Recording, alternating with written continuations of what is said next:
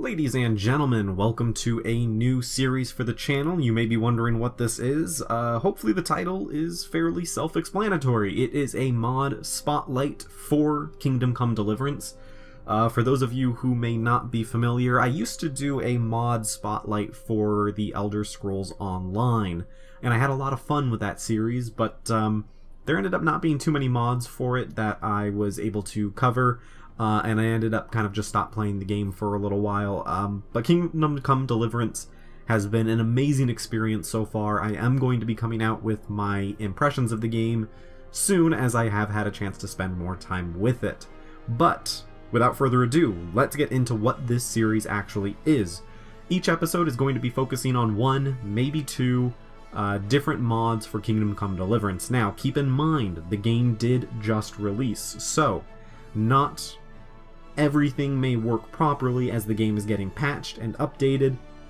Where I can, I will try and make that clear to you guys, but just do keep that in mind. The game is freshly out on the market, so not all mods will be working at all points. Now, a lot of the developers are most likely going to be updating these mods for the game as it gets updated, but I just want everyone to be clear about that. Now, I'm going to show you how to install these mods, and then I will show you how it actually works when you are in the game. So this is definitely aimed towards beginners, just like my Elder Scrolls Online add-on Spotlight series was. So if you are familiar with modding, you can skip ahead to see what the mod actually does, and for anyone else who is very unfamiliar with it, let's get down to the basics. So the very first thing that you will want to do is actually go to the Nexus Mod Manager website. This is the first mod we will be looking at, unlimited saving. Now, the one thing that sort of bothers me with Kingdom Come Deliverance is the save system. Now, I understand what they were going for. You can only save when you're in a bed, you can only save at certain points, or if you have a Savior Schnapps, which is a drink that you consume, and it saves the game. The problem with that is if you need to close the game to go somewhere, or you just aren't around any beds, because it is a very story-driven game, so there are a lot of times where you just aren't in an area where you can save, unfortunately. So what this does is it has two different versions, and I will explain that here in a second. One version, you need an item in your inventory called Savior Schnapps, and the other version, you do not. Now, this page will be linked in the description below, so if you want to get there quickly, just follow that link.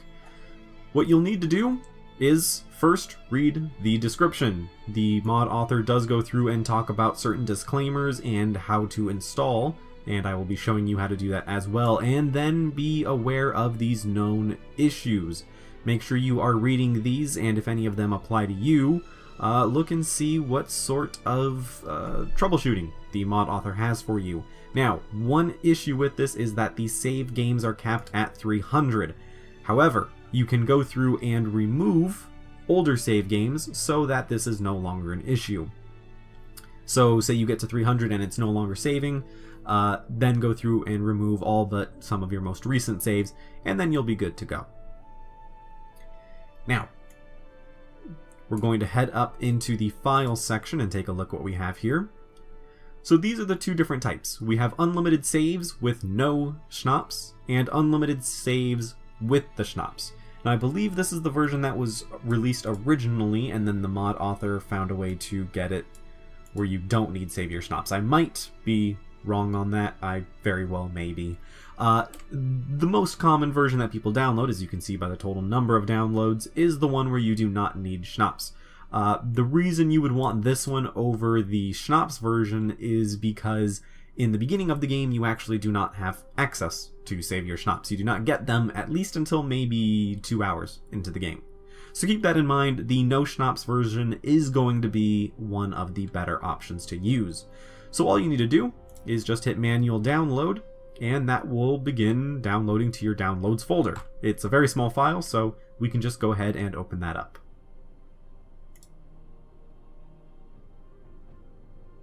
Now, once we have the file downloaded here into our downloads folder, simply right click on that and then extract here.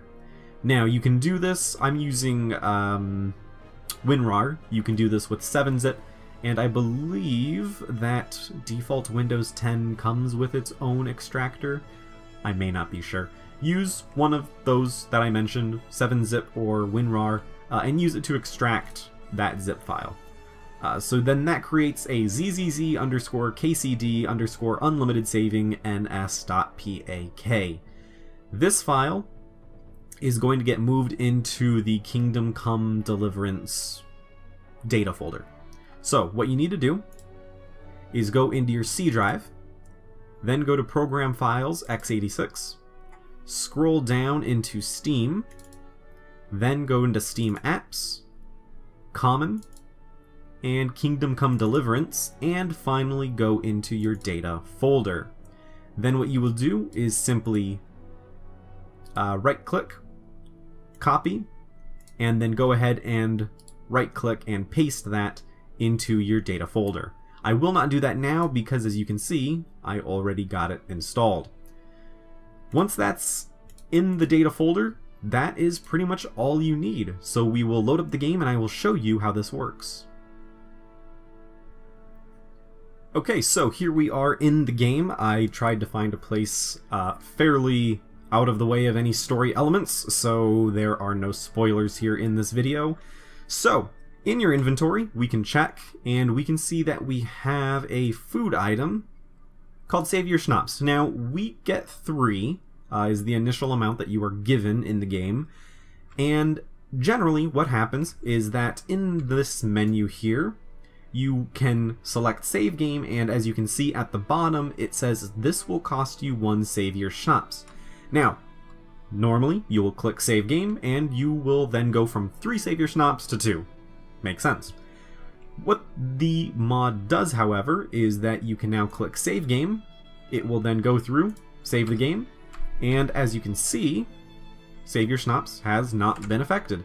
And then what we can do is go back, load this game, and then you will see that we are right back in the spot that we were.